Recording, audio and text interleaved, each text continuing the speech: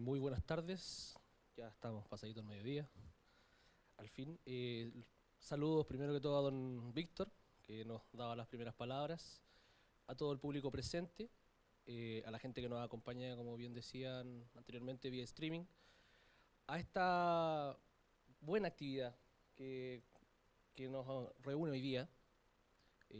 Como representante de la Corporación Cultural La Toma, queremos agradecer primero que todo su asistencia y segundo decirle que estamos muy contentos de poder tener una vez más a Alberto acá haciendo la presentación de uno de sus libros.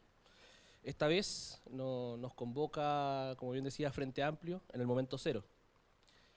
Un tema que ha generado bastante movimiento a nivel político, bastante discusión.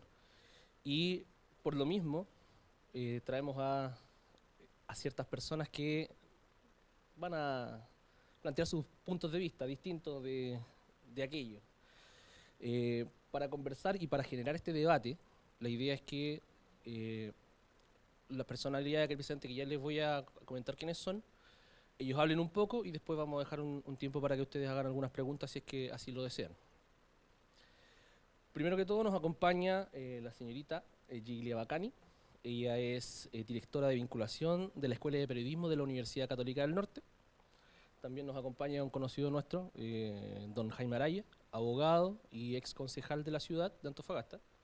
Y también tenemos a la señorita Francisca Navarro, que ella es ingeniera civil industrial y es parte de nuestra Corporación Cultural La Toma. Sin más que agregar, y nuevamente agradeciendo su presencia, dejo con ustedes a quien va a abrir los fuegos, como decimos en la República de las Letras, la señorita Giglia Bacani.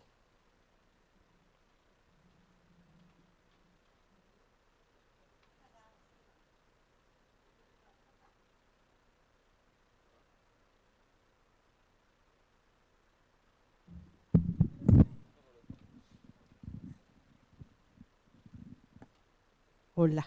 Bien. Primero decir que yo estoy aquí en reemplazo de la profesora, la doctora Francia Espinosa, que seguramente haría una intervención mucho más interesante y profunda que la mía. Pero bueno, vamos. Alberto Mayol, libro Frente Amplio en el momento cero, escrito coautor Andrés Cabrera. Bueno, lo primero es que uno desde la academia y desde el periodismo, sobre todo político, ha seguido un poco la trayectoria de la redacción de Alberto. En este libro yo diría que es el séptimo, mezcla metodología por fin con un poquito más de narrativa. En este sentido yo rescato que hay un buen relato histórico, es siempre bueno tratar de refrescar, pese a que la gran crítica contra el Frente Amplio es este bloqueo de la historia, pero está ese relato. No se hace tedioso el recuento histórico, lo digo porque me avisaron ayer y tuve que leer el libro en 5 horas, se puede leer en 5 horas. Es ameno, se aleja de los fríos gráficos por fin. Mi sacáncara es que hay un gráfico y está centrado en él, pero bueno, se explica dentro del contexto, pero Jung diría que es significativo, simbólico. Se aleja por fin de tanta academia, de esta cuestión metodológica que yo entiendo que él tiene que tratar de defender, para ingresar a un relato más Baradit, pero como del niño Baradit todavía, ¿no? Sabemos que conoce grandes detalles de la transbambalina de los hitos históricos referidos en este libro, sobre todo en la primera parte, sin embargo se niega a desarrollar alguno de ellos. Me hubiera encantado, por ejemplo, saber los detalles del accidente en que terminó fracturado el día después de las elecciones Boric, ¿no? Me gustaría saber de los lugares donde se hacen estas conversaciones, el café estaba con azúcar o estaba amargo, digamos, todo ese relato, qué tipo de alcohol, ¿no? ¿Es el Midjan o es el ron Matusalén? Todas esas cosas que los periodistas que rodean este ambiente, yo creo que ya a esta altura debieran ir incluidos en el libro. Ahí hay una crítica más bien literaria. Además, hay 2 pequeños motes en la página 12, ¿no? Hay un verbo que le falta ahí una letrita y que confabula un poco con eso, y en la página 60, pero sin mucho detalle. Creo que podría haber un error informativo en el caso Quichillao. Creo que Cristian Cueva estaba viniendo a Chile, estaba negociando, digamos, con el tercerismo, es de zona minera, antes de la muerte de Quichillao en El Salvador. Por lo tanto, ahí el espíritu altruista puede ser cuestionable, un detalle dentro de lo que es la crónica narrativa y también de la interpretación de la historia, ¿no? Que la escriben quienes ganan. Usted mismo lo dice en el libro. Consideramos al menos que esa versión está ahí reflejada y comprada, no hay un contraste de la versión, no hay un pie de página, una cita, una referencia, un link que yo creo que sería necesario precisarlo. Eso lo hace aún permanecer en las ligas intermedias, pero influyente dentro de esta literatura política donde él tiene cada vez más prestancia. Además de las citas al mostrador y al desconcierto, donde usted es habitué, es regalón, digámoslo, por lo menos en algunos bares se ha constatado, no cita la otra versión de este mundo duopólico, ¿no? Político, que tiene que ver con la derecha. O sea, ¿qué pasa con las publicaciones en torno al tema de La Tercera, del Mercurio, incluso hasta del LUN, que le ha hecho harta campaña, pero ustedes lo desprecian? Yo hubiera contado derechamente con un narrador omnipresente. Siento que el libro está dividido en tres partes. Una primera parte que es este relato histórico interesantísimo, sobre todo para las generaciones más jóvenes. Las viejas como nosotros la tenemos clara, pero es bueno siempre refrescar. Luego viene un gran bloque que es Alberto Mayol, ¿no? Es cómo lo viví, cómo lo sentí, es la versión suya de todo el proceso y de las tensiones que vive el partido y que además son interesantes porque revelan el por qué hay un mundo en que mira con desconfianza al Frente Amplio. Y al final de la reflexión, creo que también debiera estar basado derechamente en usted. Yo el libro lo hubiera puesto El momento cero de Alberto Mayol, por ejemplo. No el Frente Amplio en el momento cero. Eso desde lo narrativo. La obra muestra, yo creo, ya madurez por parte del autor y que es representativo de esta colectividad llamada Frente Amplio, ¿no?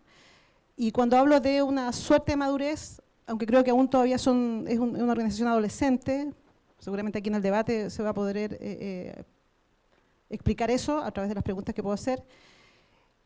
Quisiera resumirlo en un breve chiste que yo he escuchado en algunos lugares de mala muerte donde va el socialismo-tercerismo.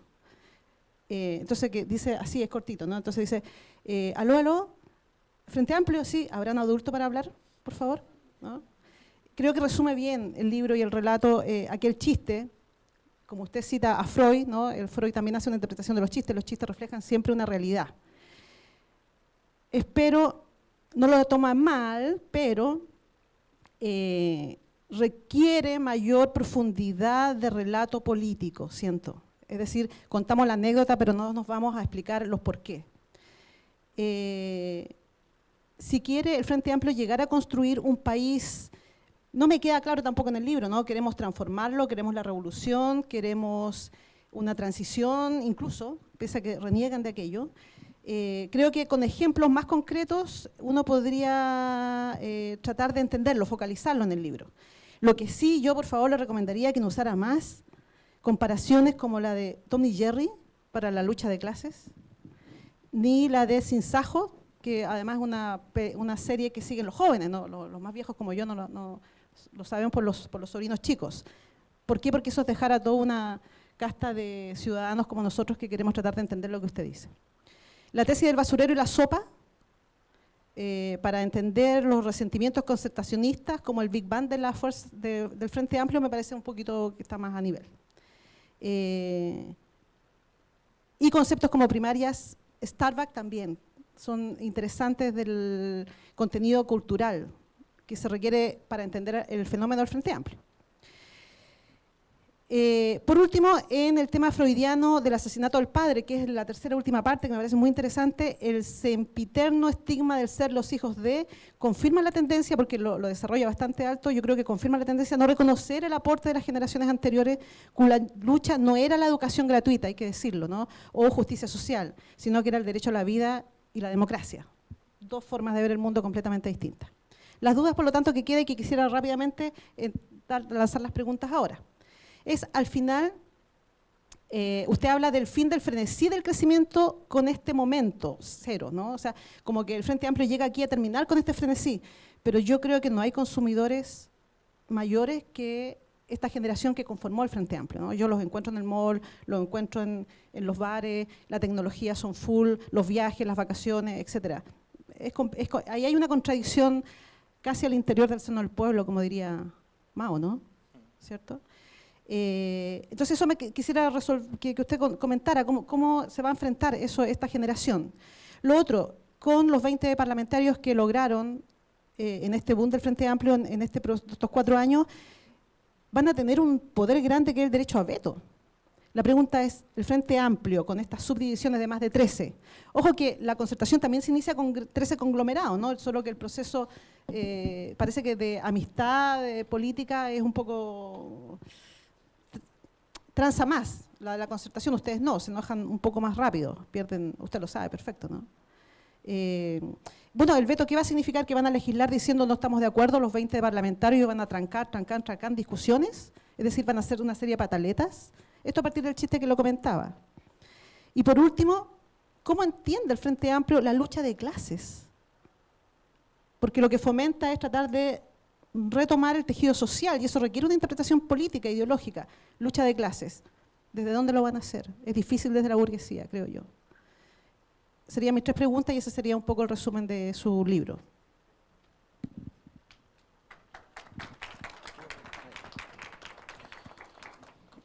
Yo quiero partir agradeciendo a La Toma y particularmente a Alberto un gesto que me parece que no es menor, que es que él esté lanzando el libro nuevamente en Antofagasta. Creo que en estos tiempos es una señal de descentralización y de creer en las regiones que para nosotros es tremendamente valiosa. Así que nuevamente agradecerle a La Toma por este esfuerzo y a Alberto por este delicado gesto de poner por primera vez el libro en discusión en la ciudad de Antofagasta. Lo primero que yo quiero decirle del libro es que me pareció que es un libro entretenido y fácil de leer. Los libros en general de política no suelen ser entretenidos, son más bien tediosos y aburridos, y este tiene la particularidad, yo creo que una buena virtud, que se hace entretenido, despierta la curiosidad y uno no se da cuenta cuando llega al final del libro. La segunda cosa que, aun cuando tiene mucho componente histórico, hace un análisis express de cómo surge el Frente Amplio y traza una línea del 2011 a 2017, me parece que más bien está escrito como en primera persona y suscribo absolutamente lo que dice Giglia, más bien parece un relato personalizado más que un narrador que está mirando desde lejos. Tiene un gran mérito también este libro, que explica de manera bastante sencilla procesos que han sido bastante complejos y paralelos. Yo siempre he pensado que explicar de manera sencilla, de manera abordable, los procesos complejos es propio de gente que realmente tiene una capacidad de comunicar privilegiada y que además está tratando precisamente de influir. Esto no es un libro de historia, no es un libro de ciencia, aparentemente no es un libro de sociología. Yo tampoco diría que es propiamente un libro político, sino que me parece más bien cómo se construye o se pretende instalar una cierta mirada de lo que es el Frente Amplio y cómo ha incidido, o nos pretenden hacer creer que ha incidido de manera determinante en la historia muy, muy reciente de nuestro país. Tiene una cosa que yo creo que es bien propia del autor, que tiene un lenguaje bastante sacramental a rato, medio ritualista, y que la verdad de las cosas es que le entrega una cierta épica al relato. A rato suena emocionante escuchar el desarrollo de ciertos acontecimientos, y yo creo que eso le va generando una cierta identidad al Frente Amplio, que cuaja muy bien con más bien la generación que ellos interpretan. Creo que eso también adolece de cosa que es crítica a la vez. Que el libro me da la impresión que esconde el conflicto fundamental que subyace en el Frente Amplio. Y trata de revelar el conflicto, pero termina saliendo más bien por el lado y no deja y cae en ese pecado que trata de denunciar, que aparentemente estas dos almas del Frente Amplio, una suerte de corriente de un purismo muy virtuoso, una suerte de legión de mesías que ven al sacrificio por la patria, y por otro, con un sentido más realista que dicen, mira, esto es la política, tiene disputa y tiene una cosa muy dura. Y en eso uno de los capítulos clave es lo que es está dicho como la disputa por el Distrito 10, donde ahí una cierta actuación del autor fue interpretada como una violencia de género, y rápidamente se cae eso y al final lo que se da cuenta es que efectivamente hay una disputa política entre los distintos conglomerados que componen el Frente Amplio. Entonces yo creo que uno de los temas que uno le podría reclamar al autor es ese, precisamente, que pretende denunciar un conflicto que es muy evidente para quienes lo miramos desde afuera, pero que está poco procesado dentro de los propios actores del Frente Amplio. Entonces termina como denunciando esto, cosa de evadir el conflicto, pero tampoco va directamente y de frente a denunciar lo que efectivamente pasa o cómo son las tensiones internas o cómo se están procesando las tensiones internas del Frente Amplio entre estos dos grupos que yo me atrevía así a catalogar de manera absolutamente arbitraria, los de un purismo virtuoso y los de la disputa política. También tiene un gran mérito, y esto es lo que se agradece, que entrega claves para entender el Frente Amplio. Al final del libro hay como un relato de ciertos tips con los que uno podría leer ciertas cosas que hace el Frente Amplio y que permiten ir entendiendo cómo se desempeñan en política, cuáles son sus códigos políticos, por qué hacen las cosas que hacen, por qué las comunican de la forma en que la comunican. Creo que tiene algunos visos pretenciosos que a ratos hay una centralidad mayor de la figura de Alberto dentro del libro. Hacia el medio del libro uno podría situarlo como que toma un rol protagónico y suena extraño que quien está escribiendo se refiere a sí mismo como en tercera persona. Creo que eso suena a ratos pretencioso y me parece que es una de las cosas que debiera corregirse. Pero tiene el contrasentido que es demasiado humilde al reconocer el importante rol que él mismo jugó en la consolidación del Frente Amplio. Yo creo que ahí es donde se queda corto y estrecho y uno hubiese esperado una mayor profundidad en ese relato o se hubiera visto con mayor detalle cómo fueron las articulaciones que le dieron viabilidad al Frente Amplio. De hecho, yo tengo la impresión de que peca de excesiva humildad o de egoísmo, si se quiere, al no revelar lo que yo he llamado la estrategia de Alberto Mayol, que fue tremendamente exitosa en lo político, y cómo se contrasta con el fracaso electoral sucesivo, tanto en su candidatura presidencial como parlamentaria. Yo creo que eso es una cosa que no deja de llamar la atención y es bien contradictoria, cuando uno ve que las tensiones iniciales del Frente Amplio era por unas primarias bastante a lo amigo, y se logra imponer la tesis Mayol de que eran unas primarias legales o nada. Ahí es donde se cristaliza el momento cero del Frente Amplio y donde nace realmente a la vida. De hecho, queda en evidencia eso, que la tesis de legalizar las primarias y de realmente jugar en serio no logró cristalizar en la construcción del programa. Creo que es muy pretencioso el capítulo que está dedicado a la creación del programa de Muchos.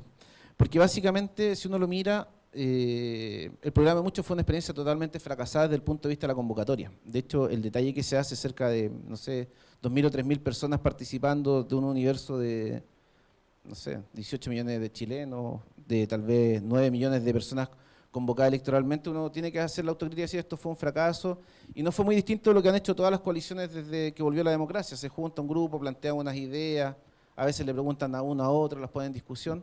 Yo creo que ahí no hay mucha innovación, y lo que más bien disfraza ese capítulo es que el verdadero momento cuando nace el Frente Amplio como actor político es cuando da el paso definitivo de inscribir el Partido Revolución Democrática en un ejercicio de pragmatismo brutal. O sea, vimos gente que no militaba en Revolución Democrática inscribiéndose para que hubiese viabilidad política. Entonces yo creo que es muy generoso, muy humilde Alberto al no revelar detalles, que yo creo que deben haber mucho y muy sabrosos seguramente algunos de esos, cómo se logró imponer la tesis de competir en serio. Y no esta cosa por internet. De hecho, las votaciones por internet han sido francamente ridículas. Las convocatorias que tienen sabiendo que uno prende un computador, aprieta un botón. O sea, no sé, entiendo que algún partido tuvo una votación de cerca de 2.000 personas por internet. Entonces, yo creo que, y yo reclamo eso, o sea, puede haber sido más sincero y un poquito más detallista en cómo fue la construcción política, que finalmente es lo que uno quisiera poder conocer de manera más detallada, sobre todo a quienes nos tenemos mayor interés en la política.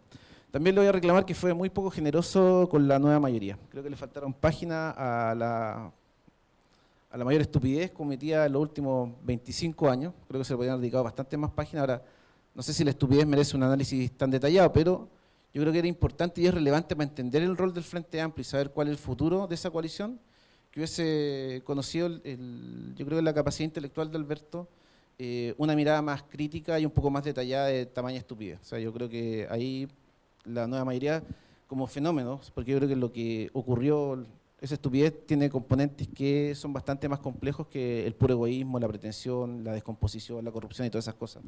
Yo creo que podría haber tenido un poco más de espacio, que además terminó partida en dos y fue lo que le dio viabilidad al Frente Amplio, convergencia democrática y no sé cómo se llama, y fuerza de mayoría. Yo creo que también el libro intenta trazar una línea que yo creo que es muy discutible, entre lo que ocurrió con las movilizaciones estudiantiles, año 2011, la eclosión estudiantil, la demanda que uno lo graficaba en un libro también muy lúcido de Alberto, el no al lucro, y que te dice, mire, el corolario natural de ese proceso es 2017, el surgimiento del Frente Amplio. Yo ahí tiendo a pensar que el análisis es demasiado lineal y demasiado simple, y yo afortunadamente he aprendido que la política nunca es lineal.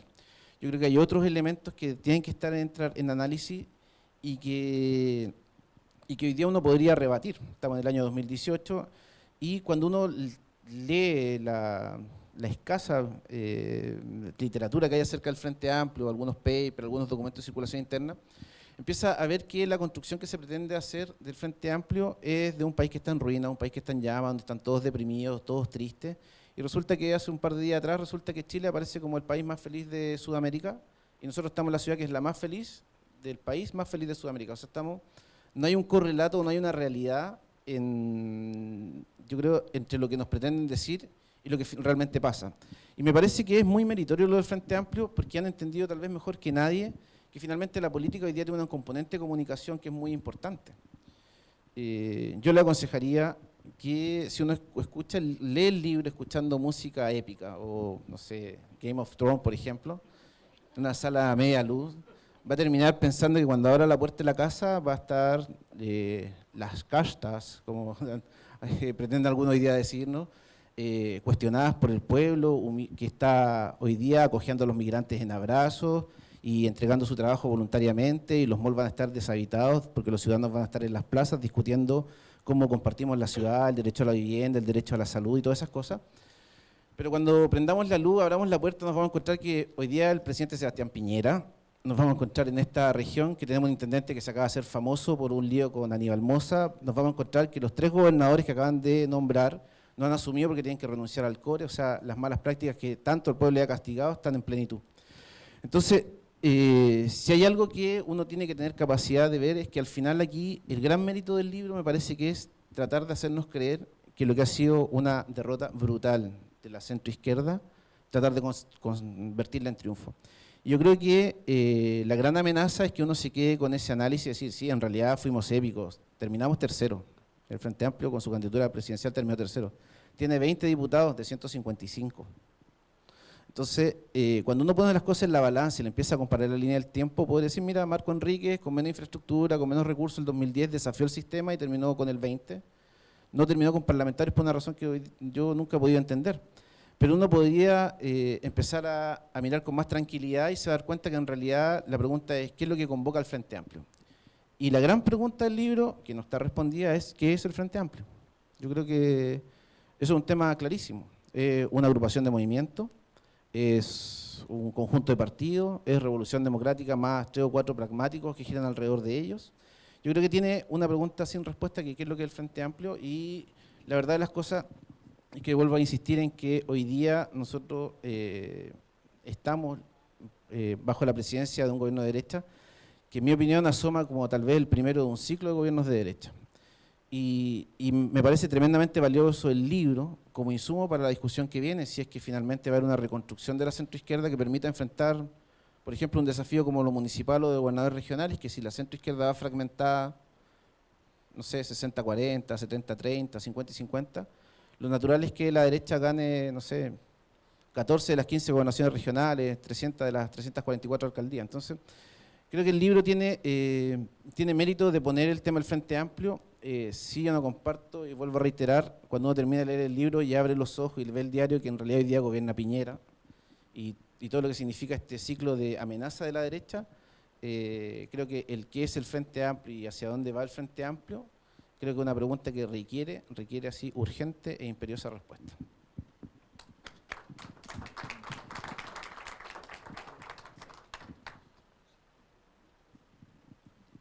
Primero que todo, a diferencia de Gilia, yo eché bastante menos los gráficos. ¿Ya? Después de la autopsia me esperaba un libro mucho más largo. Concuerdo con Jaime, que es un libro de fácil lectura, con muchos elementos históricos que cuando uno es más joven hacen bien para hacer como un refresh de todo lo que ha pasado. Bueno, primero mencionar que el libro parte de la hipótesis de que existe un acontecimiento, que es la crisis ocurrida en el 2011, y que existe un momento cero, que corresponde a las elecciones de noviembre del 2017. A mí esto me da la idea, y quiero que tú me lo corrobores, es que con los libros, no todos, pero existe un camino. O sea, tenemos el derrumbe del modelo, que marca el el acontecimiento que es la crisis de legitimidad de las instituciones del 2011. Luego pasamos por el no lucro, pasando por ya el decaimiento de la concertación y el nacimiento de la nueva mayoría, la muerte de la élite, donde tú planteas que una de las maneras de derrotar a una élite es crear otra élite, y terminamos con el Frente Amplio. ¿Es esa la manera que tenemos de derrocar a la antigua élite? ¿Es el Frente Amplio la nueva élite que va a ser capaz de, en un par de años más o muchos años más, comenzar a gobernar?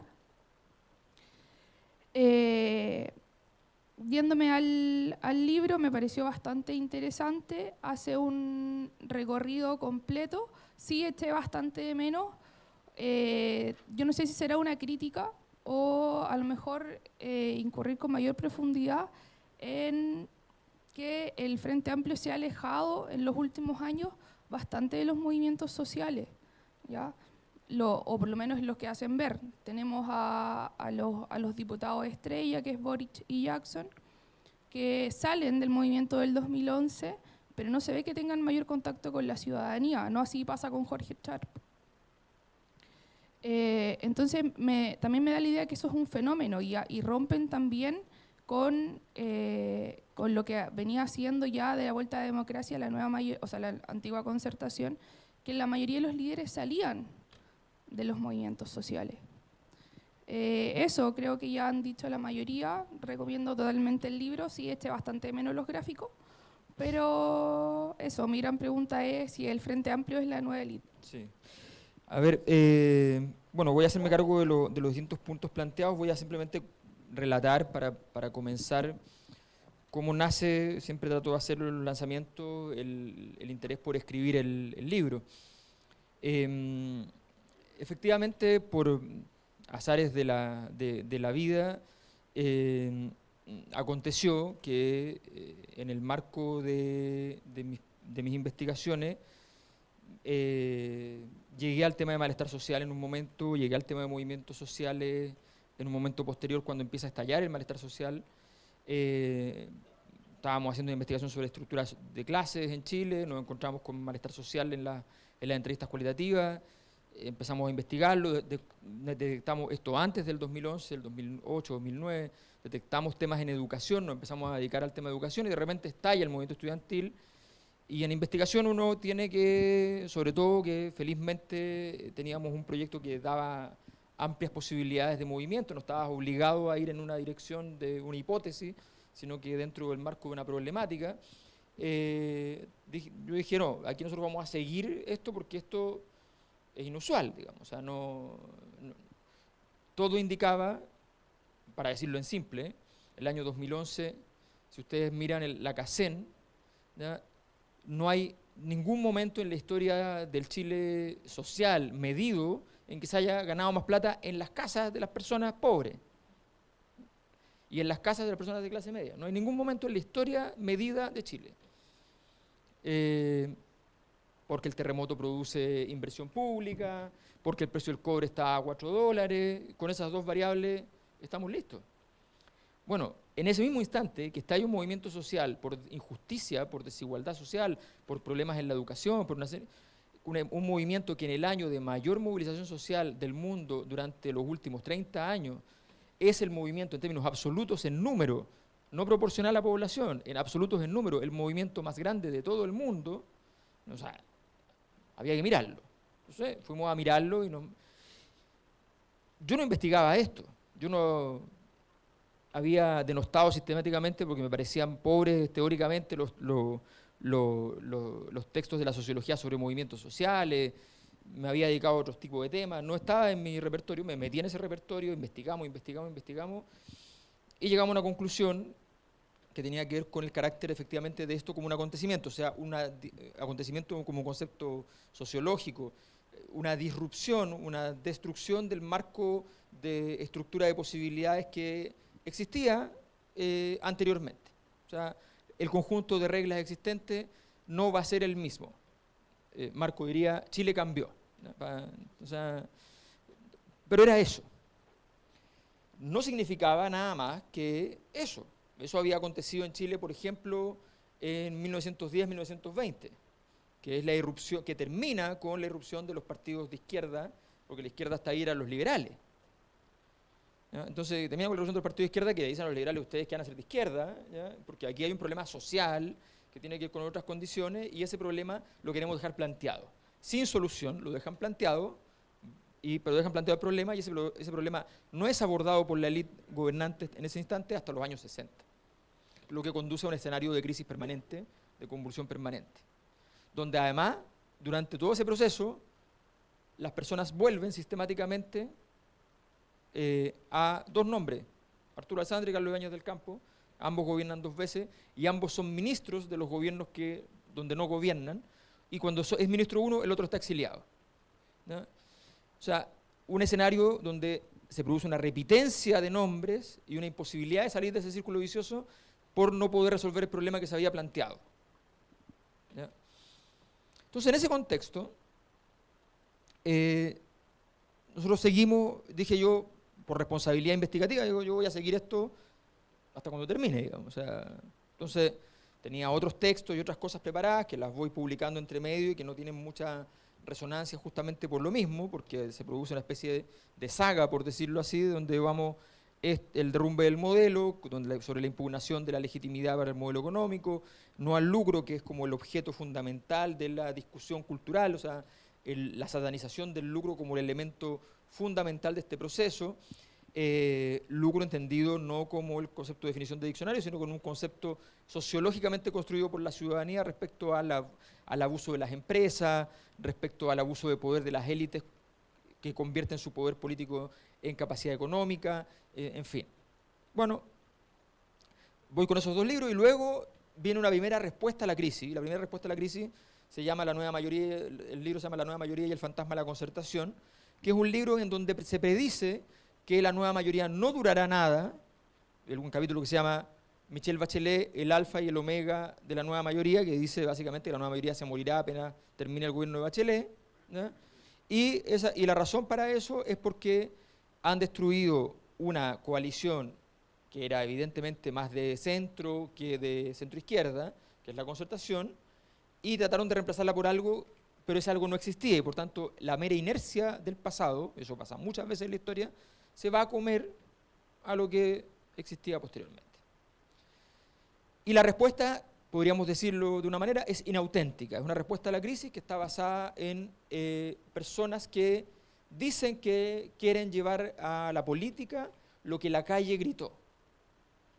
Y entonces traen la educación gratuita y la reforma tributaria y la reforma, y supuestamente iban a hacer una reforma en salud que no se hizo, y una reforma en pensiones que no se hizo, y una nueva constitución que no se hizo, en fin. Entonces, y eso era inauténtico porque ese grupo simplemente había encontrado una personalidad carismática que tenía la posibilidad de parecer que estaba al otro lado de la vereda, ¿ya? Que era Michelle Bachelet, aunque ya había gobernado, pero ella siempre había estado en un estándar muy distinto al resto del sistema político, y ella entonces aparecía como alguien que podía llegar y convertir esto en una sensibilidad política que permitiera que la concertación dejara de estar del lado, comillas, de los empresarios y pareciera que estaba en el otro lado. Nota al pie, esto es todo además con datos muy evidentes. Por ejemplo, que desde el 2008 en adelante, cuando subía la aprobación de la derecha, subía la aprobación de la concertación, y cuando bajaba la aprobación de la derecha, bajaba la aprobación de la concertación. Por tanto, eran técnicamente la misma cosa, eran la élite política. Entonces se produce la falla de la primera respuesta a la crisis, es una respuesta que podríamos denominar técnicamente gatopardista, una respuesta que además involucra, y con eso le dan legitimidad a su apuesta, a Giorgio Jackson y a Camila Vallejo, los principales líderes del movimiento estudiantil del 2011, y eso le da carta de presentación de decir esto es real. Luego de eso, ¿ya? Esa respuesta a la crisis fracasa y empieza a surgir entonces la segunda respuesta política a esta crisis. Y la segunda respuesta política a esta crisis viene de más adentro, no completamente, no íntegramente, pero viene de más adentro de quienes plantearon la misma crisis.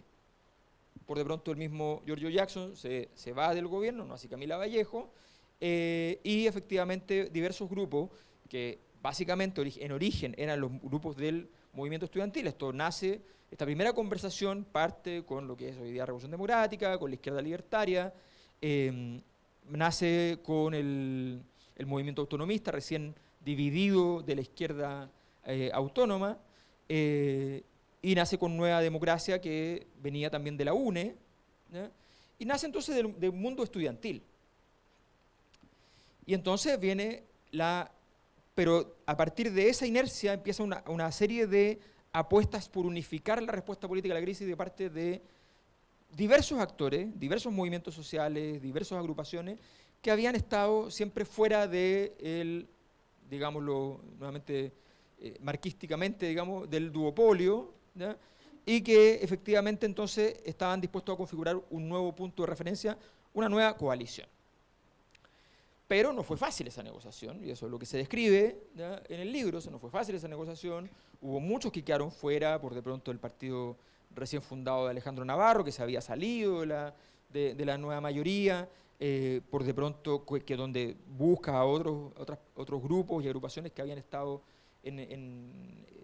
saliéndose de ese mundo, Jaime Mulet, por ejemplo, que intenta ingresar y no le permiten, y hay otros grupos que tampoco se les permite el ingreso, aunque venían de movimientos sociales, porque básicamente no había una confianza clara respecto a la posibilidad de ordenarse debajo del paraguas de la estructura fundacional que se había dado, que es la estructura de Revolución Democrática, que había sido el primer partido en inscribirse, el primer movimiento para inscribirse como partido al menos en 3 regiones.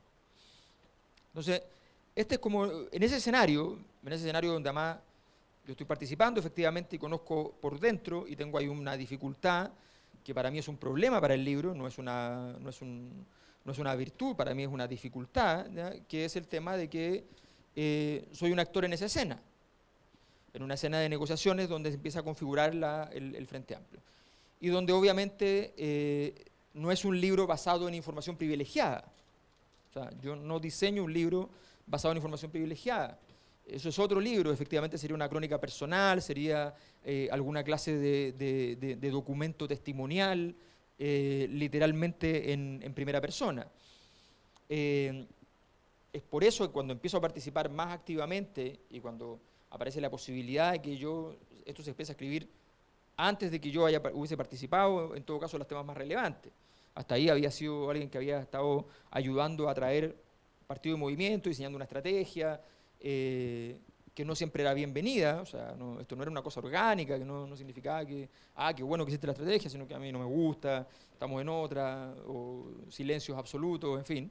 O sea, era un debate, digamos, interno de cómo hacer las cosas, que es normal, están algo naciendo, ¿ya?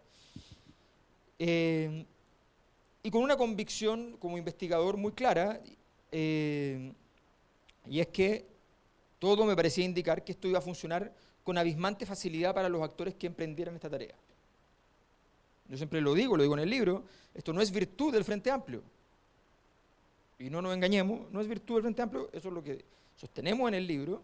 Aquí lo que pasó es que hay una configuración política que llega en un momento específico donde las otras coaliciones no son capaces de entregar los atributos mínimos para la confianza de la ciudadanía, y por tanto se le dota de cierta inmunidad al Frente Amplio. O sea, el Frente Amplio ha tenido crisis, y esas crisis ni siquiera lo han afectado electoralmente, más bien todo lo contrario. O sea, ha tenido situaciones... o sea, el Frente Amplio no tenía idea, y de hecho no fue particularmente profesional su desempeño, no nos engañemos.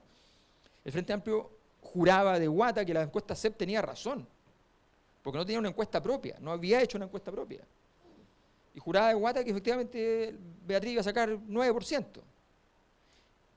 Tan así que nosotros, apenas salió la encuesta CEP que decía 9%, nos llegó a todo el Frente Amplio, a los WhatsApp, nos llegó una clara afirmación de que ese resultado, si era así, era excelente.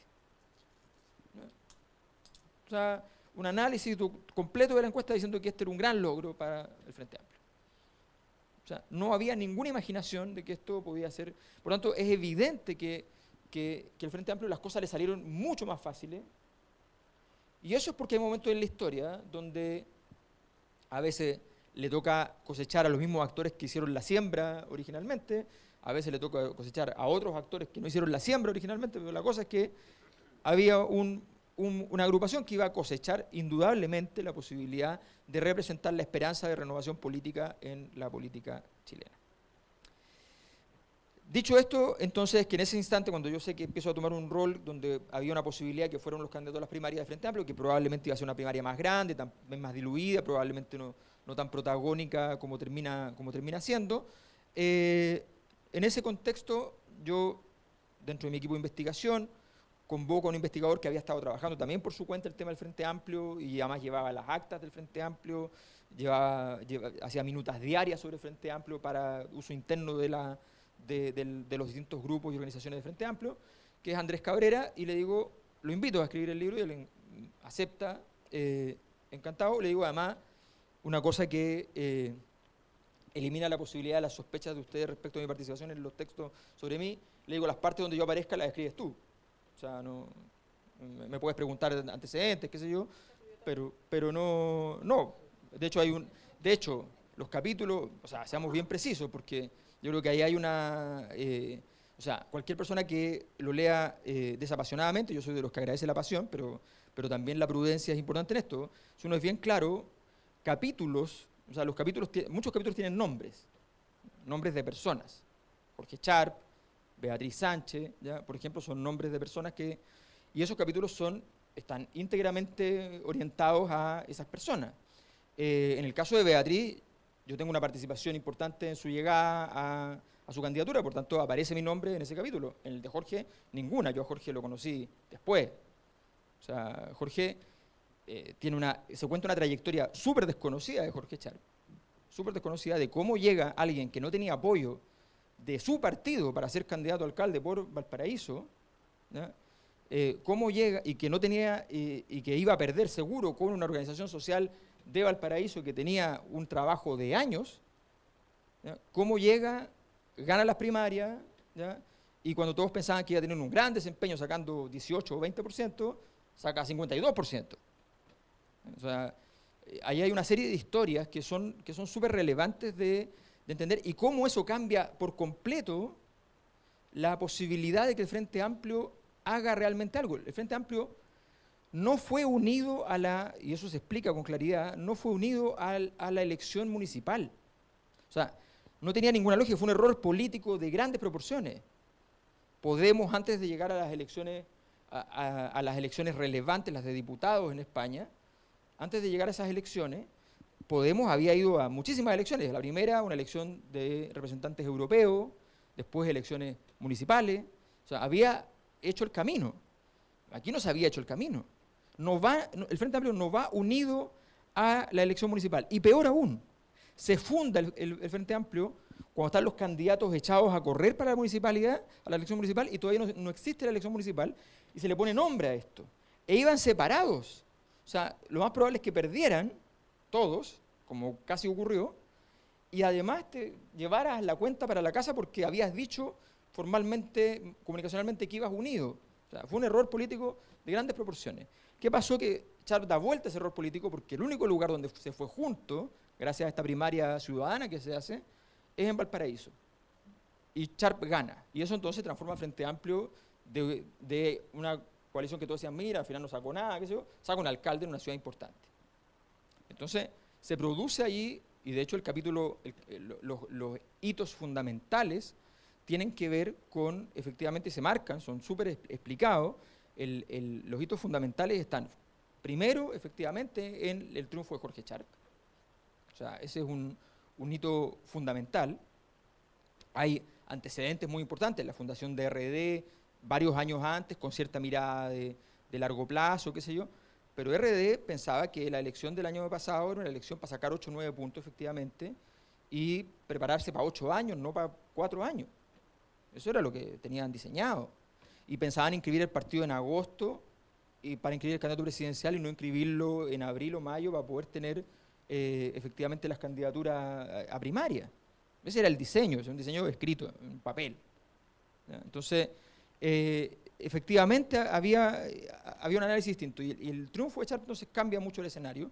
Y después el logro de las primarias, que las primarias efectivamente producen un efecto multiplicador muy obvio, muy simple, y es que las primarias tienen, la gente que va a votar a las primarias sabe que hay una coalición nueva, o sea, se entera allí de que hay una coalición nueva, y en segundo lugar, tiene franja televisiva.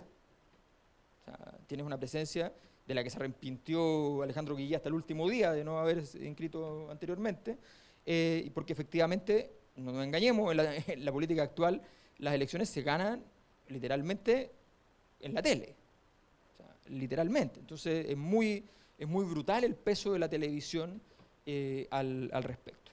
Así que, y en ese sentido lo que se trata de marcar es algo que tiene que ver con una trayectoria de escritura respecto a este ciclo político. Aquí hay una segunda respuesta política a la crisis que puede fracasar. O sea, tengámoslo súper claro, puede fracasar. Y puede requerirse una tercera respuesta política que ocurrirá 8, 9 o 10 años después, y podemos estar en un marasmo, dándonos vueltas en respuestas políticas insuficientes durante mucho tiempo, como le pasa a muchos países muchas veces en la historia. Eso puede ocurrir. ¿Ya? ¿Cómo puede ocurrir que efectivamente sea una coalición exitosa y sea una respuesta política que efectivamente redunde en un aumento de la legitimidad del sistema político, en una mejora de los rendimientos políticos propiamente tal, que no significa que el país esté formalmente mejor en lo económico, no, significa que la respuesta política ha sido exitosa, no significa más.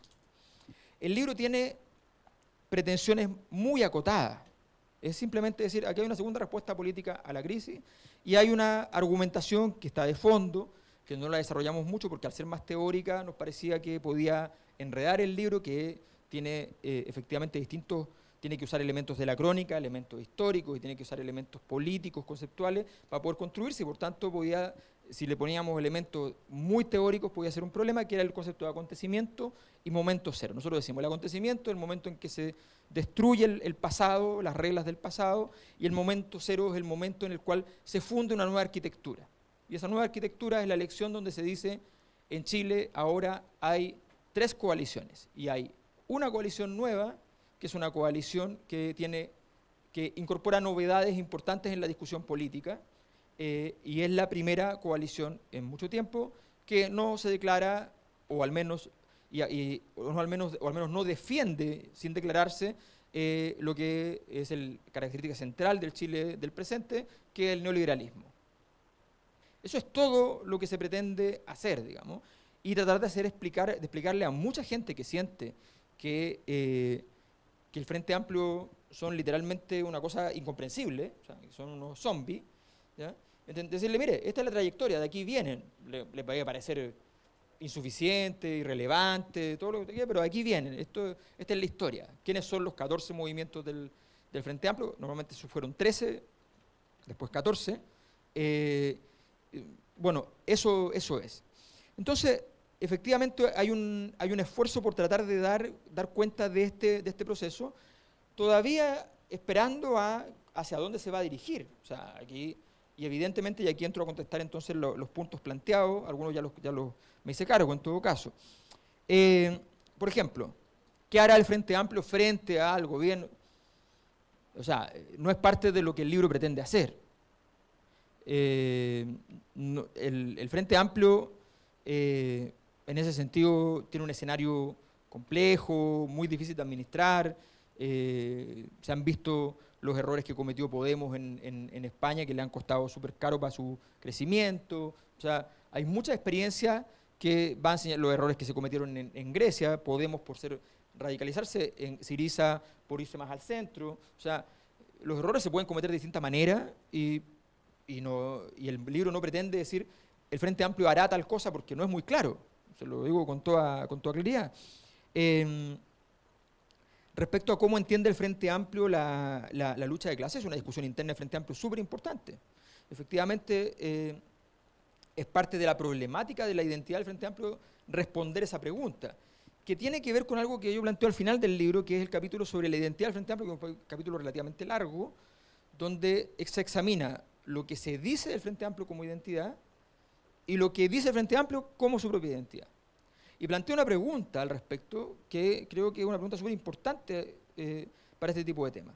La pregunta es, ¿cómo un movimiento que ha estado permanentemente mirándose a sí mismo, básicamente preguntándose cómo me veo, no podemos traer a tal porque nos vamos a ver mal, no podemos permitir que entre no sé quién a la primaria porque nos vamos a ver mal, no, porque ese estuvo en no sé dónde, no me gusta esa foto, ¿ya?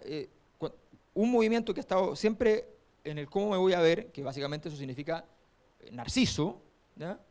¿Cómo pretende hacer la mayor transformación histórica de mucho tiempo, que es la transformación sobre el modelo de sociedad y que tiene que ver efectivamente con los conflictos de clase? Que básicamente es preguntarse cómo alguien que está en el narcisismo puede hacer un acto prometeico, o sea, puede ir a arrebatarle lo más valioso, ¿ya?, a los dioses, a las élites, digamos, que están gobernando. Y una pregunta que la dejo planteada porque efectivamente es una pregunta difícil de responder y es imposible de lograr en las condiciones en que está planteada la pregunta. O sea, evidentemente el Frente Amplio, si construye y consolida una identidad narcisa, no va a poder hacer ninguna tarea prometeica. Eso es lo que estoy argumentando. O sea, y por tanto, pongo ante una disyuntiva histórica la problemática que se entiende. El uso de conceptos juveniles, bueno, en general, yo traté de evitar toda clase de esa metáfora. Yo, de hecho, no veo ninguna serie, yo no conocía el Sinsajo, ¿ya? Tampoco lo conocía Andrés, que es el otro coautor, no le he hecho la culpa a él. Es un comentarista, ¿ya?, que con él hemos trabajado y por tanto me la explico, una persona que escribe columnas que cuando aparecen las candidaturas de Frente Amplio dice que esto es como la serie Sinsajo, donde un grupo de rebeldes que tenían muy mala prensa deciden contratar un rostro en la práctica para la guerra, ¿ya?, y la lucha de clase, que haga que haya más legitimidad porque la cosa se va a dirimir en la tele. Y entonces agarran a una persona que había ganado un reality show, ¿ya?, y la convierten en parte de la milicia. Y esa persona lo único que quería era ser parte de la milicia de verdad, pero le decía, no, compadre, aquí la cosa es filmar, es una película, ¿ya? Entonces, eso es lo que me contaron de la serie, que yo no la he visto, ¿ya? Entonces, me puedo equivocar en alguno de los detalles para las personas que la vieron. Así que, por tanto, son citas que tienen que ver con cómo fue interpretado el repertorio de interpretación de esta coalición, que claro, parece muy distante porque estamos todos obligados a entender qué significa Andrés Saldívar. Estamos obligados por una razón muy simple, fáctica. Lleva literalmente 52 años en política. En primera línea, no en política así trabajando con la gente y en algún momento... No. De ministro, desde que fue ministro hasta que ahora sigue en el Congreso siendo asesor del Senado, digamos. Bueno, efectivamente lleva 52 años en política. Y obviamente a los nuevos cuesta más entender qué significan y cuáles son sus códigos, y lentamente por la mira de facticidad estaremos más acostumbrados, estaremos más obligados a acostumbrarnos a entender qué significan. La crónica de detalle, a mí me gusta mucho la literatura de pequeña historia, ¿ya? Me gusta mucho saber efectivamente los detalles, la fractura del día de la elección, el día antes de la elección de Gabriel, qué sé yo. Pero eso es otro libro, ¿ya? Ese es otro libro. Ese libro, además, hay cosas que existen los comidillos y yo no tengo ninguna garantía de que esos comidillos sean ciertos, por tanto no me meto en esos temas. Hay otros que los sé de primera fuente, pero eso sería literalmente otro libro, que de hecho en algún momento lo empecé a escribir, que era otro libro paralelo a este, que tenía que ver con la cosa entretenida que a la gente le gusta, ¿ya? Entonces, que era efectivamente decirle, mire, y no era explicarle en qué consistía Frente Amplio, ni mucho menos, ni su posible rol histórico, sino que sencillamente decir, mire, en el debate presidencial de tal cosa pasó esto y qué sé yo. Y todo, bueno, muy entretenido, yo no tengo ninguna duda, las cosas que tienen morbo son un éxito normalmente en venta, además, ¿ya? Pero esto es otro libro, porque básicamente yo en este proceso traté de no desnaturalizar una cosa que me parece que es importante para mí, que es el hecho de que yo soy académico, vengo del mundo académico, sigo en la universidad, sigo trabajando y por tanto no me interesa destruir todo eso que durante tantos años y con tanto amor logré construir, ¿ya?, para poder simplemente divertir al público, que me habría encantado, pero para eso existen las memorias, cuando uno ya se muere, se publican, ¿ya?, y la gente ya mayor, ¿ya? Se entera de lo que ocurrió en su momento. Entonces, respecto al planteamiento de Jaime, que es un planteamiento que efectivamente es bien interesante, tiene que ver con esto de que efectivamente uno lee el diario y se entera rápidamente de que gobierna la derecha. Toma el avión y nos venimos con la diputada de la derecha al lado. Y efectivamente gobierna la derecha de nuevo. No voy a entrar en detalle por qué ganó la derecha, porque eso sería entrar en un análisis que es distinto, pero perfectamente entendible. Solo les quiero decir que si yo miro la Revolución Francesa, que es una revolución republicana, en la mesa de la Revolución Francesa nace como concepto, como orientación, los partidos y movimientos que van a defender la igualdad, los partidos y movimientos que van a defender la libertad, o sea, nacen los dos grandes repertorios modernos en esa mesa, y mientras tratan de guillotinar a todos los que defienden el orden anterior, que no logran guillotinarlo a todos, porque después se ponen a guillotinarla entre ellos, así que, entonces, pero después de eso, después de, comillas, ganar, porque ganan, terminan con la monarquía, no viene la monarquía nunca más, es cierto. No, pero viene Napoleón, y viene un imperio, o sea, no una monarquía, un imperio. Y no es Napoleón solamente, hay más Bonapartes. Y esto no termina, esto es 1879, o sea, 1789, y esto termina en 1840. Son 50 años en que sencillamente viene algo que es más de lo anterior intenso. La historia es así, o sea, no hay ningún hito que sea lineal. Al día siguiente, como dicen en Francia respecto al Mayo francés, que es el gran movimiento de toda la historia, ¿ya?, estudiantil, y después de mayo solo vino junio, ¿ya? O sea, eso es lo que dicen los franceses respecto al movimiento de mayo del 68. ¿Ya? Entonces, esto no es broma, pero también es cierto que no solo vino junio, también es cierto que también hubo un punto de referencia cultural, también es cierto que caen ciertas doctrinas intelectuales, el estructuralismo por de pronto, surgen otras, surge Sartre, surge la necesidad de los franceses de tener un gran intelectual público de ahí para adelante, por siempre y para siempre, ¿no? Porque si no, no se pueden levantar a tomar desayuno, digamos, y llevaba mucho tiempo hasta que aparece Piketty y ya están un poco más tranquilos, digamos, ¿no? Entonces nacen muchas cosas que están asociadas a esos procesos, pero que no son definitivos y que siempre están en tensión y están en disputa. Por tanto, efectivamente, hay un triunfo que es el surgimiento de una coalición que indudablemente es distinta a las otras, que tiene otra historia, otra trayectoria, que nace de movimiento de pobladores en menor medida, movimiento estudiantil en mayor medida, movimientos ambientalistas en menor medida, que son movimientos de mujeres en bastante gran medida, que son justo los movimientos con los cuales nace la Concertación y que la Concertación abandona en los 90. Uno va y mira, efectivamente son aquellos movimientos que empiezan a quedar desplazados del premio, si queremos decir, de entrar al gobierno, salvo versiones institucionalistas de esos movimientos. El movimiento de lo que algunos llaman el movimiento femocrático, digamos, feministas tecnocráticas, ¿ya?, que sí quedan dentro, pero en general más bien, y obviamente el mundo estudiantil queda afuera, a tal punto que en el mundo estudiantil, que históricamente tenía partidos políticos, no quedan partidos políticos. O sea, ¿cómo no nos va a llamar la atención? Eso es muy importante. O sea, se acaba. Yo entré a la universidad cuando se disputaba entre el PS, el PC, la ADC, y en alguna facultad algún tipo de RN podía sacar algo, ¿ya? Y salí de la universidad cuando no existía, salvo el PC, ningún partido. O sea, en 5 años se produjo, entre el 94 y el 98, fue una hecatombe para esos partidos. Entonces, esos fenómenos son sumamente importantes de entender, y por tanto, en ese contexto hay que entender que esto no tiene por qué ser lineal, ni lo va a ser, y que efectivamente el triunfo de Sebastián Piñera significa muchas cosas, pero no significa todas. Solo pongo un ejemplo. Carlos Peña dijo cuando son las primarias y la derecha saca una votación muy superior al Frente Amplio, naturalmente, una coalición que estaban haciendo, dice, Esto es una señal potentísima de que la teoría con la que nace el Frente Amplio, que la teoría del malestar social, la teoría de que fracasó la modernización económica en Chile, está equivocada. El Frente Amplio saca 20%. Carlos Peña escribe, esto nos da para pensar de que efectivamente quizás sí es cierto, y tal vez estamos equivocados, lo reconoce, ¿ya? Tal vez estamos equivocados respecto a la interpretación de que aquí no habría un malestar social y tal vez sí lo hay respecto al proceso de modernización.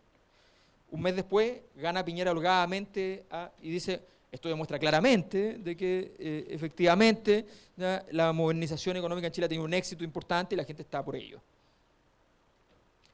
Bueno, es difícil para Carlos Peña estar de acuerdo consigo mismo. Eso no es fácil en la historia, ¿no? Por la historia y por Carlos Peña, que siempre está de acuerdo consigo mismo a proporciones bíblicas, digamos, ¿no?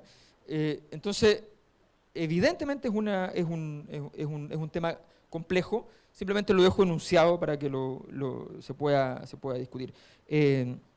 Una aclaración a Jaime, es muy evidente que Meo no partió con menos recursos que nosotros, muy evidente.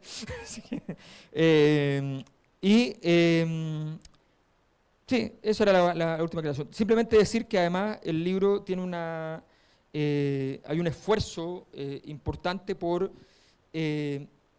había muchos antecedentes, muchos documentos, teníamos varios documentos de la Mesa Nacional, de, qué sé yo, de archivo, qué sé yo.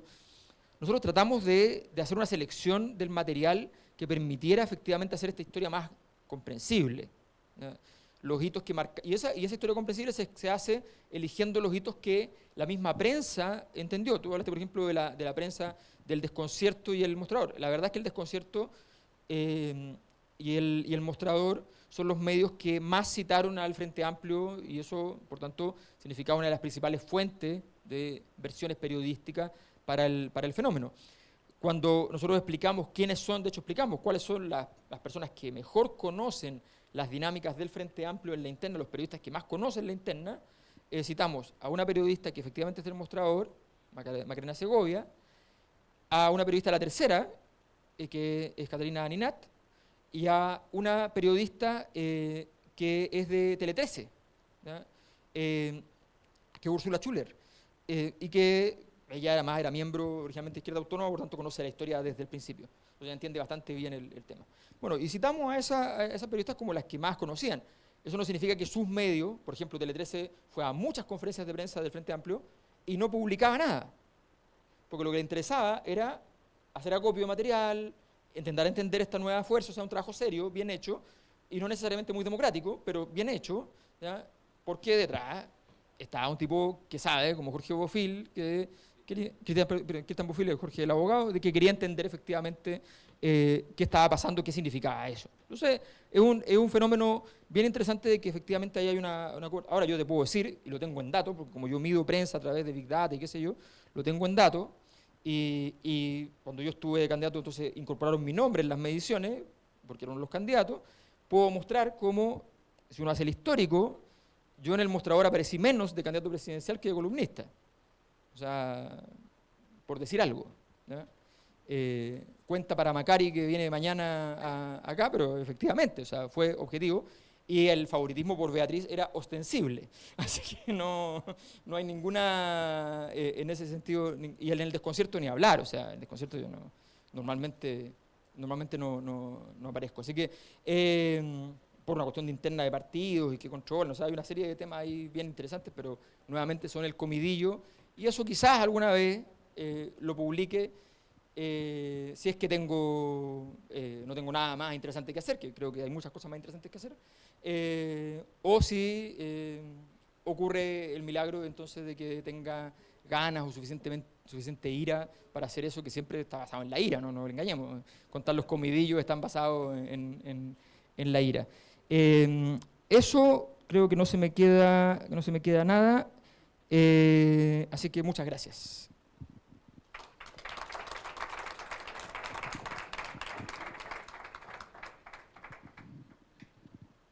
¿Aló?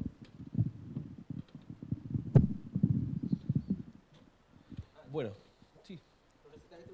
¿Aló? Sí, no, está funcionando.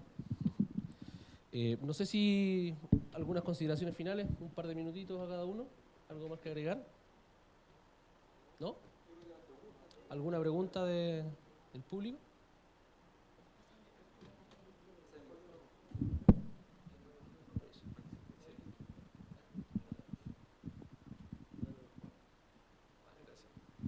Hola, buenas tardes. Soy Martín Arias, director del Observatorio Regional de Desarrollo Humano, académico, igual que varios de ustedes.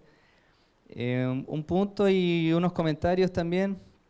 Simplemente, Alberto, bueno, y también he leído varios de tus trabajos, he seguido todo tu trabajo también político, pero sí pienso que en tu análisis muchas veces se invisibiliza lo que vino antes del 2011, que son todas, bueno, el movimiento de los pingüinos en 2006, las tomas del 2005, que quizás tú también participaste, y todo esto que nace el 98 con la ley Marco. Yo creo que eso a veces quizás enriquecería mucho el análisis que tú ya haces y has desarrollado mucho en términos del rol del movimiento estudiantil. Bueno, y además de eso, los comentarios simplemente son dos. Uno, ya que estamos en Antofagasta, te doy las gracias por venir, no mucha gente se pega el pique.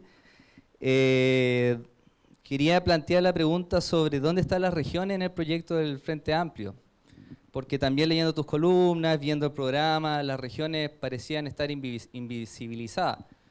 Entonces, bueno, también en base a eso, o relacionado un poco, estaba mirando aquí la convocatoria y hay varios diputados o candidatos que iban en la lista del Frente Amplio que me llaman la atención que no estén, que eran gente muy potente como Fernando San Román, exalcalde de Tocopilla, en fin. Entonces, nada, o sea, dejar ahí la inquietud de cómo este proyecto de Frente Amplio está tomando a las regiones, porque a mí me parece como un tipo que vive en regiones, que sigue siendo un proyecto muy centralizado. Y segundo, quería preguntarte, tú que también conoces mucho del Podemos, etcétera, otros marcos y otros movimientos, si realmente Frente Amplio es un proyecto de izquierda. Porque entendiendo que aquí en Chile, bueno, claramente tu campaña era lo que estaba más a la izquierda, ¿no es cierto? Fue lo más rupturista, pero en términos chilenos, ¿no es cierto? Entonces, comparándonos un poco más con otros movimientos o con otros proyectos, ¿cómo el Frente Amplio, o si realmente es un proyecto de izquierda? Y en ese sentido, si fuera un proyecto de izquierda, ¿cuál es el objetivo principal? O la frase, como sacando el ejemplo de gobernar y educar, una frase bien clara, ¿no es cierto? Un proyecto político bien claro. Eso, muchas gracias. Okay. Sí, hay varios temas. Efectivamente, lo que primero que planteas tú es una discusión bien interesante porque siempre se da. Yo varias veces, en varias de las obras, en el No al Lucro, hay un esfuerzo de sistematización importante de ese proceso previo. Evidentemente, hay un libro, por ejemplo, que nosotros no hemos podido publicar básicamente porque no lo hemos podido terminar por la cantidad de material que recopilamos. Recopilamos demasiado material en la investigación. Era una investigación financiada por nosotros mismos como centro de investigación donde yo trabajo, por lo tanto dependíamos mucho de los flujos que podíamos tener de otros proyectos, que es un proyecto de un libro sobre el movimiento estudiantil y donde estaba bastante elementos de esa historia. Estaba acordada la publicación por el Fondo de Cultura Económica, estaba bien trabajado todo eso. Y llegamos a las 400 páginas, pero no estábamos ni en la mitad, o sea, esto iba a seguir y por tanto ahí hay un esfuerzo de entender todo eso, pero esos elementos creo que era una discusión que es bien interesante, que la dejo planteada porque es una discusión epistemológica, si se quiere, que es como la diferencia y la discusión entre las discusiones sobre el origen que hacen los historiadores y las discusiones sobre el origen que hacen los sociólogos. ¿Ya? Esa es la diferencia, por ejemplo, que siempre tenemos cuando estamos con Gabriel Salazar, por ejemplo. ¿Ya? O sea, los historiadores siempre dicen que las cosas partieron antes, porque efectivamente partieron antes, ¿ya? Porque hay un antecedente previo, que efectivamente los historiadores dicen que el capitalismo partió en el siglo XIII, los sociólogos dicen, Max Weber, Karl Marx, dicen que partió en el siglo XVI, por ejemplo. ¿Ya? Son hartas diferencias, una diferencia súper sustantiva. Bueno, tiene que ver básicamente con que lo que yo argumento respecto al 2011 tiene que ver con la diferencia sustantiva de un movimiento que fíjate que el 2005, el 2006, el movimiento del 2006 es un movimiento donde los estudiantes, todos tenían militancia, los secundarios, habían desde la UDI al PC, y había un par que eran como los más radicales y qué sé yo, y que eran efectivamente, que que podrían ser un antecedente de la forma que va a agarrar después la movilización del 2011. Que para entenderla, muchos trataron de interpretarla como una movilización del PC, cuando el PC en ese momento prácticamente no tenía federaciones, solo que tenía la fecha, pero y la había ganado por una cantidad de votos ínfimo, con una denuncia cursada por los perdedores de que Amada era ilegítima, una denuncia que duró hasta agosto mientras estaban las movilizaciones. O sea, fue una...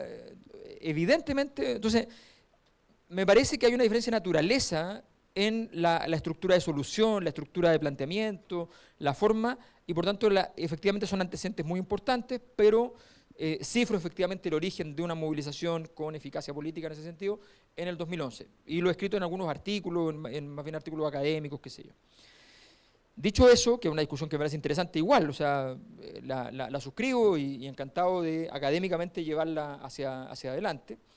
Dicho eso, tú planteas una segunda temática que tiene que ver con efectivamente cómo enfrenta el Frente Amplio su propia este esfuerzo de hacer un trabajo académico sobre la formación del Frente Amplio.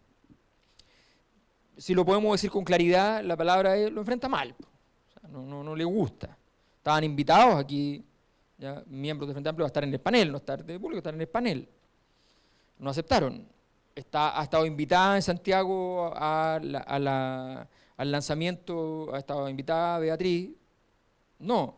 Se presentó, yo me encargué de que se presentara el libro a la Mesa Nacional del Frente Amplio y se les explicara en qué consistía y que nos parecía que era razonable para el Frente Amplio que si un académico vinculado al Frente Amplio fuertemente, al punto que había sido uno de los candidatos presidenciales de la primaria, hacía un libro sobre Frente Amplio, que al menos existiera la posibilidad de que ese académico, como un libro personal, no oficial del Frente Amplio, ni mucho menos, pudiera presentarlo en alguno de los eventos, por chiquitito que fuese, del mismo Frente Amplio. Comentar, oye, hicimos esto sobre nosotros mismos, miren, se detectan tales cosas, hay tales puntos, qué sé yo, o una discusión privada, como quiera. Todo lo cual fue rechazado de plano. Una persona que había aceptado la invitación acá, finalmente la rechaza, porque nosotros no lo habíamos presentado a la mesa regional del Frente Amplio. Entonces, le explico que nosotros ya lo habíamos presentado antes a la mesa nacional del Frente Amplio y nos habían pedido rigurosamente que no fuese un libro oficial y por tanto que no lo presentáramos nunca a instancias de ese tipo. Por tanto, por allá o por acá era difícil entenderse. Por tanto, mi conclusión personal, privada, ya, es que lo toman mal. O sea, no tengo otra... Y que me parece preocupante de un sentido más amplio.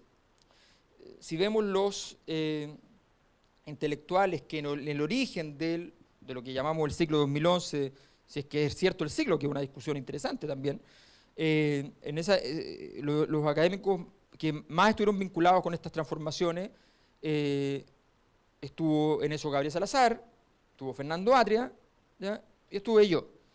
Si lo quieren medir por volúmenes de venta de libros, por influencia mediática, como quieran, ¿ya? En cualquiera de las, por citas, de hecho por citas se incorporaría, por citas académicas, el primero es Garretón, sigue siendo por el tema de la transición como tema, y el segundo soy yo, por ejemplo, por estadísticas. O sea, podemos verlo como quieran, pero más o menos esos nombres son los que estaban más vinculados. Fernando fue candidato por la nueva mayoría, Gabriel está indignado con el Frente Amplio y votó por la nueva mayoría, ¿ya? O sea, hay una desconexión con el mundo intelectual que estuvo en el momento de inauguración del proceso. Por tanto, es una curiosidad que habrá que también poner sobre la mesa. Respecto a regiones, finalmente, bueno, mira,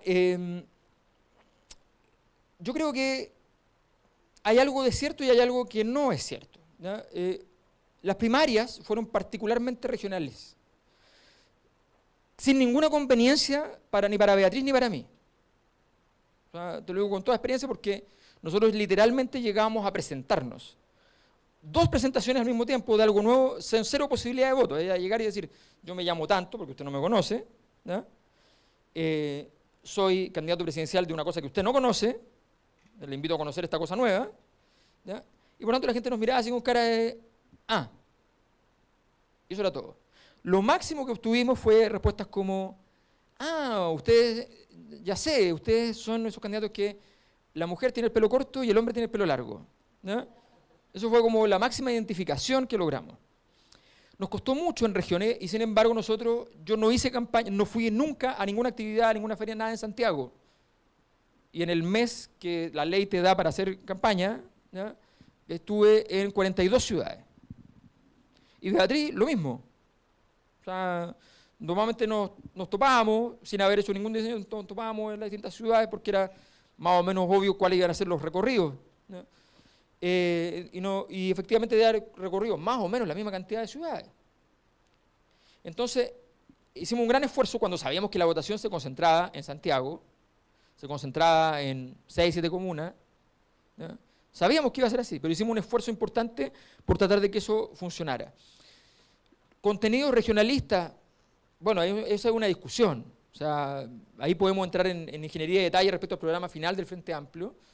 Yo creo que dentro de lo que hay, de lo que cabe, en las otras coaliciones fue bastante más regionalista que las otras, insuficientemente a mi juicio. Yo planteé varios temas en mi campaña que tenían que ver con ese tipo de temas, pero bueno, no todos fueron tomados para el programa final, varios sí.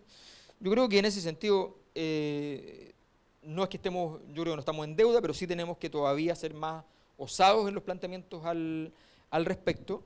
Pero yo creo que también tenía que ver con el encuentro en muchas regiones con una cierta reticencia a una transformación más radical, donde incluso el tema del regionalismo sonaba como una cosa así como, me gusta, pero no me asusta. Y eso también es un tema que hay que establecer una discusión.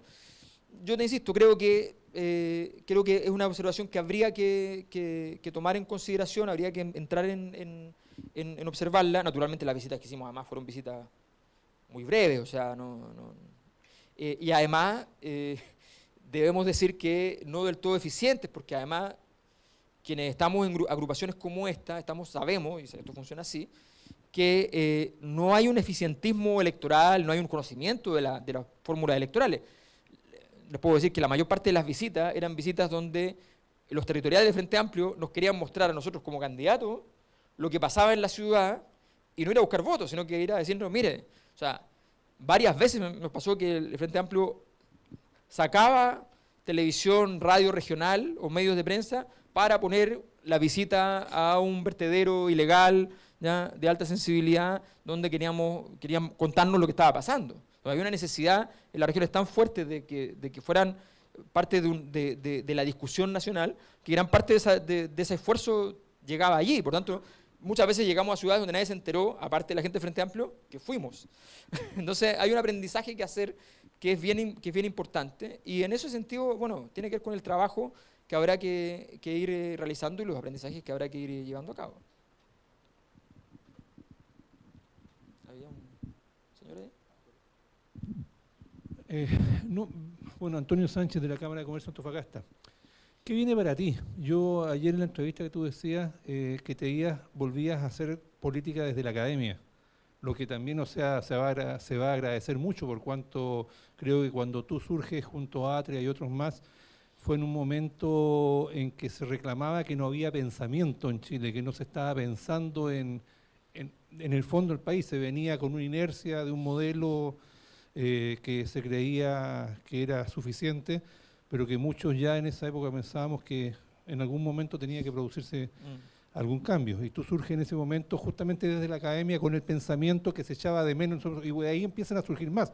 De hecho, incluso empieza a surgir pensamiento en la derecha, que eso es mucho más extraño todavía, ¿ya? Pero algunos atisbos se vieron y hoy día persisten.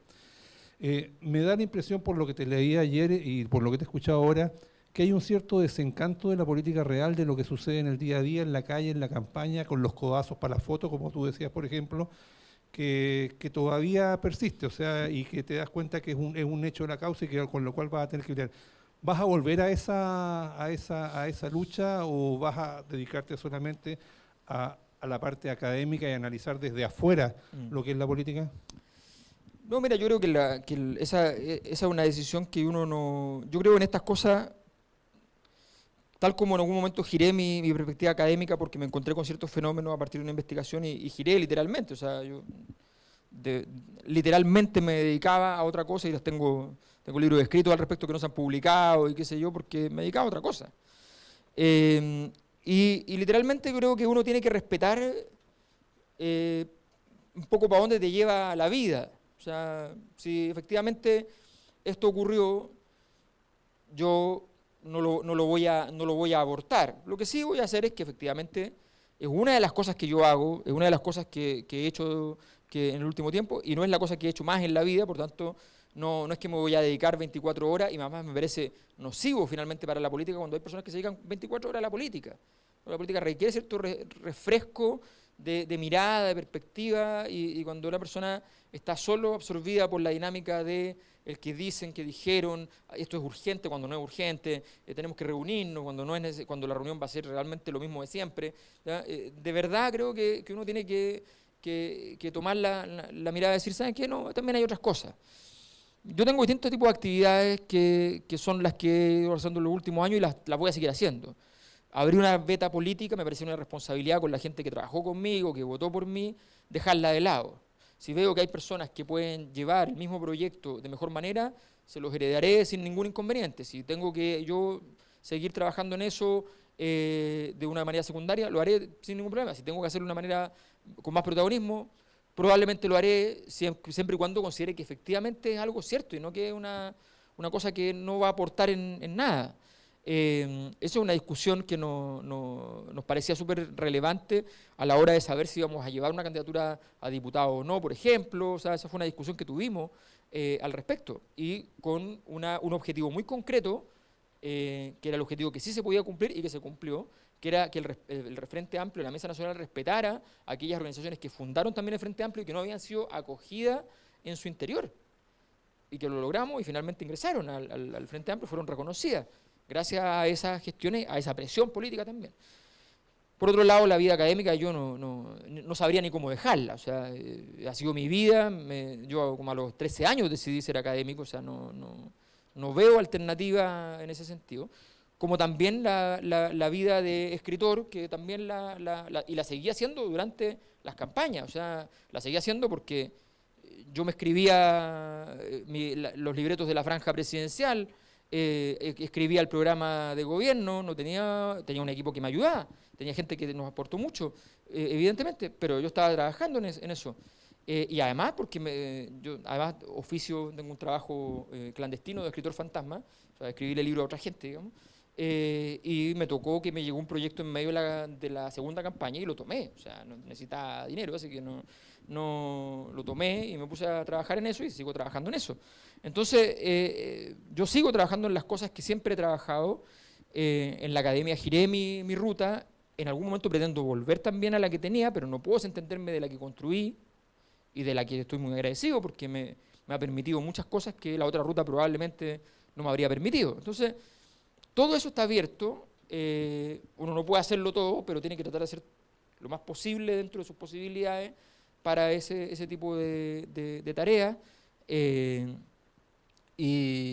O sea, este año tengo el inmenso honor de que se estrena una ópera que yo escribí en el Municipal, o sea, es parte del Municipal de Santiago, y ojalá en el Municipal de acá, que también hay conversaciones para traerla para acá, porque está ambientada acá, entonces sería interesante. Por lo tanto, hay muchas tareas y estoy escribiendo en este momento otro libreto para el mismo compositor, y me encanta. Y también, obviamente, uno tiene familia y una serie de cosas que son parte de la responsabilidad, efectivamente. Entonces, todo eso es parte del repertorio de lo que vamos a hacer y esperamos que efectivamente todas las cosas fructifiquen en el término del sentido último, no en términos de si a mí me toca estar la próxima vez eso no está ni pensado ni nada. Eso está pensado para que efectivamente hay un proyecto está escrito, que a mucha gente le interesó, a otra gente no, y que la idea es proyectarlo. Y que yo creo que además a mucha gente que le interesó, nos pasó mucho en regiones, a mucha gente que le interesó el proyecto y que le emocionaba el proyecto, no lo consideró viable. Y eso me parece que es súper interesante y entristecedor, pero muy interesante, de cómo el desafío político de hacerlo viable. Y ahí yo creo que están, de hecho, los votos. Los votos no es que la gente no le guste que pasen ciertas cosas, es que no cree que sea posible. Hola, muchas gracias por bueno, por haber venido acá a Antofagasta, también para los panelistas. Mi pregunta para ti, Alberto, es la siguiente. ¿Cómo ves más o menos tú el escenario hoy día del Frente Amplio, en el sentido de que existen muchas, 13 coaliciones que, digamos, interactúan entre sí y algunas de repente no tienen más o menos no piensan de manera similar, pero finalmente tienen que sacar un discurso común o un relato común? Bien. ¿Cuál más o menos crees tú que serían la forma en que estas decisiones deberían tomarse y además frente a un escenario que es totalmente adverso? O sea, estamos en un gobierno de Sebastián Piñera que si vemos los ministros, la cantidad de personas que él ha subido digamos, a los espacios de poder más importantes, son bien reaccionarios. Entonces, en ese sentido, ¿cuál menos crees tú, cómo ves el futuro del Frente Amplio? Mira, a ver, yo creo que la oportunidad es inmejorable históricamente, no significa que se vaya a aprovechar, a hacer bien, pero es inmejorable. Me parece muy objetivo aquello. En segundo lugar, creo que la homogeneidad natural del Frente Amplio ha parecido perderse en los últimos meses. Y esa homogeneidad natural del Frente Amplio tiene que ver con el hecho de que de pronto como que se abandonó la política posmoderna intenta decirte siempre que no hay ningún eje principal, que hay una serie de temáticas importantes y no hay un eje principal. Y la verdad es que Frente Amplio nace, ¿ya?, en una disputa, en el marco de una disputa política que ocurre a nivel mundial respecto a las relaciones entre, digámoslo de la siguiente manera, el poder del sistema financiero frente a los derechos sociales. ¿Ya? Para decirlo en simple, en Europa se rescataron bancos con plata de la seguridad social. La famosa crisis de pensiones de Europa no es porque hay mucha gente vieja, que ya la había antes, ¿ya? Es porque, además de que hay mucha gente vieja, porque hay un éxito el sistema de salud y la gente nace y tiene esperanza de vida hoy de 101 años, ¿ya? Aparte de eso, que es un hecho histórico insoslayable, de un gran éxito, ¿ya?, aparte de eso lo que pasó es que hubo una crisis gigantesca, la segunda crisis más grande en la historia del capitalismo, y esa crisis, el rescate de las empresas y de los bancos se hizo con plata pública. Punto. Entonces, y eso en Chile se reflejó de una manera mucho más modesta en la crisis del 2011, que es una crisis entre la estructura económica financiera, ¿ya?, los créditos, el gran tema era el tema de la creditización de los derechos sociales, ¿ya?, y respecto a la existencia de los derechos sociales y la gratuidad. Entonces, ese es el gran tema. En la medida que el Frente Amplio amplía su repertorio, que está muy bien, pero desconoce el elemento central de esto, se pierde. O sea, esto lo dice la teoría feminista. O sea, Fraser, por ejemplo, una de las principales teóricas del feminismo, dice el feminismo existe neoliberalmente también. O sea, cuando te dicen igualdad de género en el marco de lo que sea económicamente hablando. O sea, cuando tú empiezas a desentenderte del elemento económico y no articulas tu elemento troncal, el que te dio la vida, el que te hizo nacer, el conflicto económico, el conflicto de clase, ¿ya?, efectivamente lo desconoce frente a un repertorio amplísimo de discusiones, ¿ya?, y no lo conectas con esas discusiones, entonces se va perdiendo esa unidad. Yo creo que no hay ningún problema en que hayan unos tipos que digan que Venezuela es X, Y o Z y otros que digan que Venezuela es A, B o C. A mí me parece que eso no tendría que definir, o sea, pero por ningún motivo, la posibilidad de estar juntos en una coalición. No, eso ha ocurrido, pero de toda la vida en coaliciones, y no es una coalición, no es un partido. Está muy bien, eso pasa. A nadie le dice nada a ver, les quiero decir que el Partido Socialista de Chile, ¿ya?, tiene firmado en el Foro de Sao Paulo que quiere salida soberana al mar para Bolivia. Oficialmente. Y cada año que van al Foro de Sao Paulo, lo vuelven a firmar. Entonces, o sea, perdón, eso pasa a niveles mucho más serios, graves, contradictorios, sistemáticamente. Por tanto, eso no me preocupa. Me preocupa si ese tema, de verdad lo consideramos que dentro del Frente Amplio, o sea, la valoración política de ese tema, si consideramos en el Frente Amplio que con ese tema tenemos que rasgar vestidura, Y si cometemos errores tácticos tan simples como el hecho de que probablemente el único, probablemente o no, hay 2 o 3 diputados que tienen esa visión respecto a el tema latinoamericano, ¿ya? De todos los diputados, más el senador de Frente Amplio, hay solamente 3 probablemente que tengan esa visión, y uno de ellos lo pone a presidir la Comisión de Relaciones Exteriores, que por tanto va a estar peleado sistemáticamente con la mayor parte de sus propios parlamentarios. Eso es problemático porque tú tomas la decisión de transformar eso en un problema. Eso es problemático, eso es un error, o sea, pero de lado a lado, de blado a blado, digo. O sea, entonces es objetivamente un error.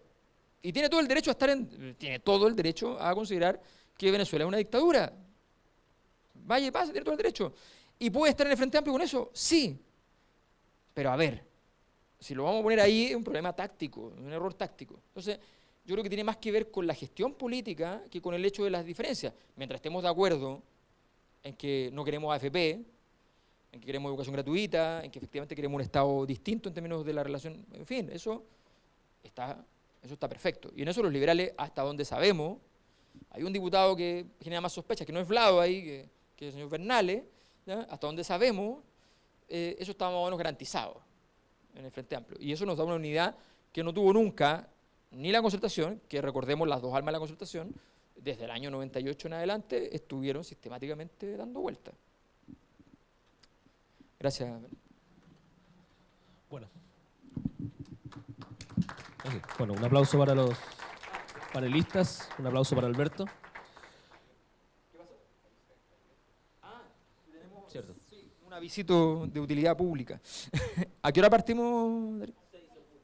A las 6. A las 6 comenzamos en las ruinas de Huanchaca. Tenemos una escuela de formación política que hicimos en Santiago en el verano. Hoy día en la tarde comenzamos, mañana todo el día. Así que básicamente el tema, para que ustedes lo sepan, es un tema que no es la típica escuela de formación política donde uno va y le dice, y entonces vamos a sacar el Capital y vamos a leer a Marx. No. ¿Ya? Puede ser una escuela de formación política muy interesante esa, pero no es esta. Esta básicamente ¿qué hace los que quieren hacer política en el mundo actual, cuando la política en el mundo actual se hace básicamente desde aquellos que tienen poder económico y que tienen dinero para hacerla? ¿Cómo se construyen recursos políticos cuando tú estás en una posición donde no necesariamente tienes el control de esos grandes capitales económicos, comunicacionales, en fin, que son los que permiten hacer política más fácilmente?